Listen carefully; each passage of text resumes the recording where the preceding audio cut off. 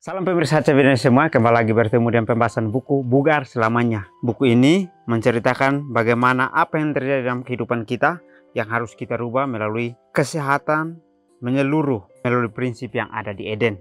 Bagaimana di sini juga memberikan kita beberapa poin penting untuk kita belajar dari buku ini. Dikatakan bahwa dengan kesehatan yang ada, kita akan memiliki perubahan pola hidup yang akan menambah umur kita di hari-hari mendatang, dan juga memberikan kita kekuatan harian untuk merangkul kebugaran fisik, mental, dan spiritual kita, memotivasi, menginspirasi, dan juga memberikan dorongan kepada kita untuk kita ketahui kisah kemenangan dan wawasan menarik tentang pencipta dan manusia itu. Jadi kita dapat belajar melalui buku ini, kita dapat belajar bagaimana kita memiliki pola perubahan, dan juga kita memiliki kekuatan sehari-hari kita untuk kita dapat bergerak melalui kebugaran fisik, mental, dan spiritual kita, memotivasi, menginspirasi, dan juga memberikan dorongan kepada kita untuk kita belajar mengenal akan Tuhan lagi setiap hari. Bacaan kita kali ini adalah penanganan gigi yang memulihkan. Ayat intinya terambil dalam Lukas 7 ayat 21.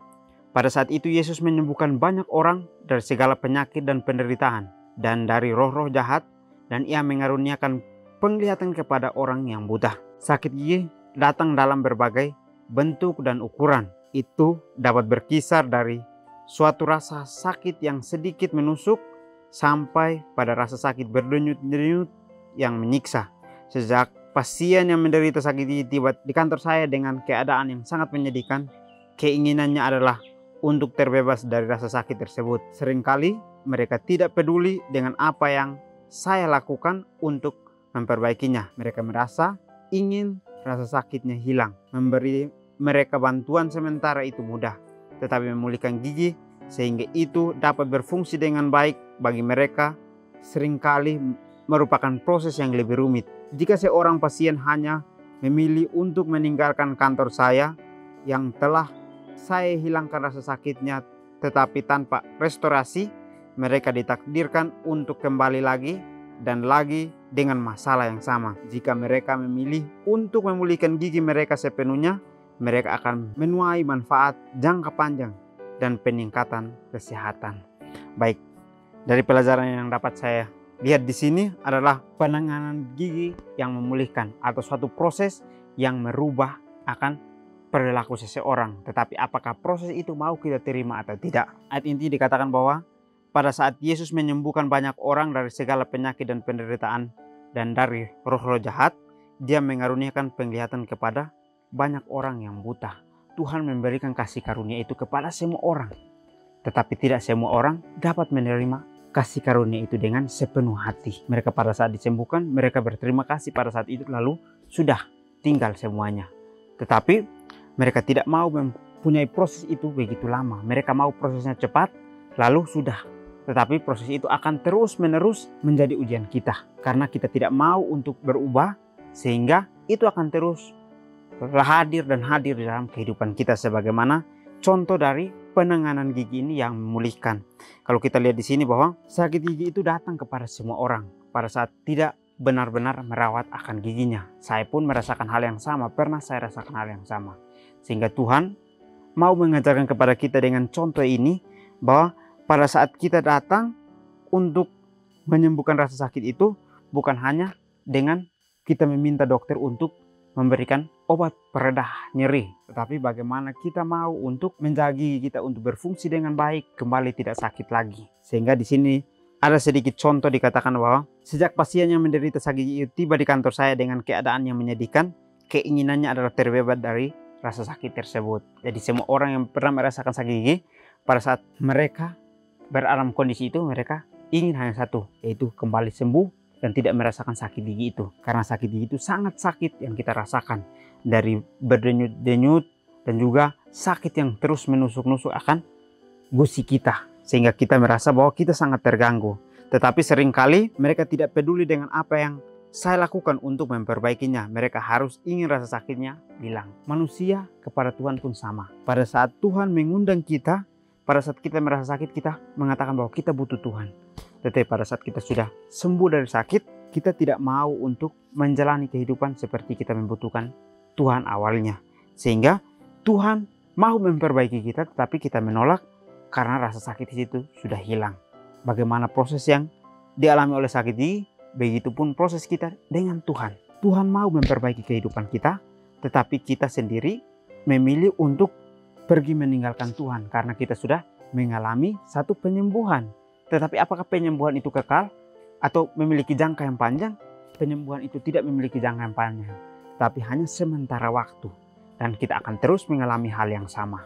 Sehingga Tuhan mengajarkan kepada kita bahwa apapun yang terjadi dalam kehidupan kita pada saat kita sudah meminta, berarti kita sudah harus menjalani proses yang sudah akan diberikan di dalam kehidupan kita. Dikatakan di sini bahwa dokter itu memberikan anjuran bahwa dia akan membantu dengan mudah, tetapi memulihkan gigi hingga berfungsi dengan baik mereka harus melalui proses yang lebih rumit. Atau pada saat gigi kita sakit, kita datang, kita minta dokter tolong sembuhkan gigi saya. Maka ada cara yang cepat akan dokter berikan untuk bisa gigi kita sembuh, yaitu memberikan obat peredah nyeri atau painkiller. Pasti gigi kita akan kembali untuk tidak terlalu sakit. Hanya memberikan redah, tetapi akan kembali lagi sakit. Tetapi inilah yang seringkali dipilih oleh manusia karena mau memiliki cara yang instan dan tidak mau memiliki proses yang sangat lama, dan meskipun itu rumit tetapi ada satu hasil dalam jangka panjang. Sehingga di sini dikatakan bahwa jika seorang pasien hanya datang memilih untuk meninggalkan saya setelah menghilangkan rasa sakit tanpa restorasi, mereka ditakdirkan untuk kembali lagi dan lagi dengan masalah yang sama. Begitupun kehidupan kita dengan Tuhan. Pada saat kita datang meminta Tuhan, Tuhan tolong sembuhkan saya karena saya lagi dalam keadaan sakit. Tetapi kita tidak mau untuk menjalani prosesnya. Tuhan mau mengampuni kita, memberikan kita kesembuhan. Tetapi kita mau cara yang cepat. Pada saat kita sembuh, kita kembali tinggalkan Tuhan. Kita tidak mau menjalani proses yang sudah Tuhan kasih. Begitupun pasien dengan dokter gigi. Dikatakan bahwa dokter ini sudah menganjurkan bahwa dia akan bisa untuk menyembuhkan, tetapi ada cara yang lebih rumit untuk dia memiliki gigi yang berfungsi dengan baik lagi. Tetapi caranya cukup panjang. Tetapi apa yang dipilih oleh pasien ini? Dia memilih untuk menjalaninya dengan cepat. Dia tidak mau untuk restorasi atau memperbaikinya. Sehingga dokter ini mengatakan bahwa pada saat dia memilih jalan itu, maka dia ditakdirkan untuk kembali pada keadaan yang sama. Begitupun kehidupan kita dengan Tuhan. Pada saat kita memilih untuk datang dengan Tuhan, berarti kita sudah memiliki satu kesimpulan. Dan pada saat kita sudah simpulkan, berarti apapun yang terjadi kita harus jalani. Jangan kita mau menyimpulkan untuk kita jalan dengan Tuhan pada saat kita sakit. Tetapi pada saat kita sembuh, kita tidak mau untuk memiliki proses yang panjang itu dengan Tuhan. Kita mau proses yang cepat, lalu kita menikmati kesusahan datang lagi dan lagi dalam kehidupan kita. Kehidupan kita bersama dengan Tuhan pun, pada saat hidup kita sudah rapuh, hidup kita sudah tidak berguna lagi, maka Tuhan mengundang kita untuk datang. Lalu Tuhan mengatakan restorasi atau melakukan perubahan. Seperti di dalam buku ini mengatakan bahwa kita memiliki pola perubahan hidup di hari-hari mendatang. Berarti Tuhan mau mengajarkan kita bahwa pada saat itulah kita harus memiliki pola perubahan hidup supaya kita memiliki satu kehidupan yang memiliki jangka panjang. Sehingga pada saat kita sudah pulih, kita akan mengerti atau kita akan tuai manfaat dari proses yang kita sudah lalui dengan lebih rumit itu. Kita mengerti bahwa dengan itu kita memiliki peningkatan akan kesehatan di dalam kehidupan kita tentang merawat gigi dan juga merawat diri kita di hadapan Tuhan. Saat berada di dunia ini, Yesus menunjukkan kepada kita prinsip atas pengobatan pemulihan. Dia memulihkan penglihatan orang buta, memulihkan kaki orang lumpuh berjalan, hidung, jari tangan dan kaki penderita kusta, darah sehat pergerakan bagi orang lumpuh, pikiran sehat bagi orang gila, dan hidup bagi orang mati. Saya rasa dia bahkan memberikan gigi yang bagus untuk menggantikan gigi yang busuk dan sakit. Dalam cara sederhana, saya suka membandingkan misi pemulihannya kepada dunia dan kedokteran gigi yang saya praktekkan setiap hari. Baik, dokter gigi ini memberikan ilustrasi bagaimana proses yang dialami di dalam misinya dia sebagai seorang dokter gigi dengan bagaimana Tuhan memberikan contoh di dalam Alkitab tentang menyembuhkan banyak orang. Dikatakan bahwa Tuhan berada di dunia ini untuk menunjukkan prinsip yang sebenarnya dan proses pengobatan dalam pemulihan itu. Dia memulihkan orang yang buta, memulihkan orang yang lumpuh, orang yang menderita kusta, dan juga orang yang mati dia bangkitkan. untuk memberikan mereka satu kehidupan baru dan melakukan perubahan. Begitupun ini yang dokter ini lakukan. Dia merasa bahwa gigi yang bagus untuk menggantikan gigi yang sakit inilah yang dipikirkan di dalam dirinya, bahwa Tuhan berarti melakukan hal yang sama seperti yang dia pikirkan. Sehingga dalam cara sederhana saya suka membandingkan proses pemulihan kepada dunia dan kedokteran gigi yang saya praktekkan setiap hari. Dengan contoh ini dapat kita lihat bahwa dokter ini menceritakan bagaimana proses untuk menjaga gigi itu untuk kembali pulih. Begitupun kehidupan kita dengan Tuhan. Tuhan menyelamatkan kita setiap hari untuk kita dapat berubah. Sebab itu dua-duanya berjalan dengan lancar. Dengan proses kita menjaga kesehatan, dengan proses kita mau menjalani prosesnya Tuhan, itu sesuai dengan apa yang Tuhan inginkan di dalam kehidupan kita. Tuhan mau untuk kita datang ke hadapan hadiratnya, untuk kita menjalani misi yang ada. Sehingga pada saat kita menjalani itu, maka kita akan mengerti pada saat kita sudah menuai akan manfaat dari kita menurut kepada Tuhan itu. Namun sebelum pemulihan, Yesus sebagai seorang dokter gigi yang baik terlebih dahulu mengatasi rasa sakit karena hati nurani yang bersalah dan mengatakan dosamu sudah diampuni. Yesus berbicara kepada saya hari ini dengan cara yang sama, menjanjikan pengampunan, penghilang rasa sakit, sehingga saya dapat memilih dengan lebih jelas apa yang harus saya lakukan untuk mengalami pemulihan. Dalam hidup saya, pemulihan hanya dapat terjadi jika saya bersedia mengakui bahwa saya mempunyai masalah dan saya butuh bantuan. Sangat menarik ya. Tuhan sebelum memulihkan, dia terlebih dahulu mengatasi rasa sakit. Rasa sakit karena nurani yang bersalah, dan juga mengatakan bahwa pada saat orang itu mengatakan bahwa dia sudah bersalah, berarti Tuhan akan mengampuni dia dengan cara dia mengatakan bahwa dosamu sudah diampuni. Di sini juga Yesus berbicara kepada kehidupan kita sehari-hari, menjanjikan kepada kita bahwa akan ada pengampunan pada saat kita datang dan mengaku akan dosa kita di hadapan dirinya. Dan juga di sini bukan hanya mengampuni, tetapi dia akan menghilangkan rasa sakit yang ada, sehingga kita dapat melihat dengan jelas apa yang Tuhan lakukan melalui pemulihan itu. Dalam hidup kita harus belajar bagaimana kita harus bersedia mengakui bahwa saya memiliki masalah dan saya membutuhkan bantuan. Tuhan mengajarkan kepada kehidupan kita bahwa kita butuh Tuhan. Sebab itu kita harus bersedia untuk datang kepada Dia karena kita punya masalah.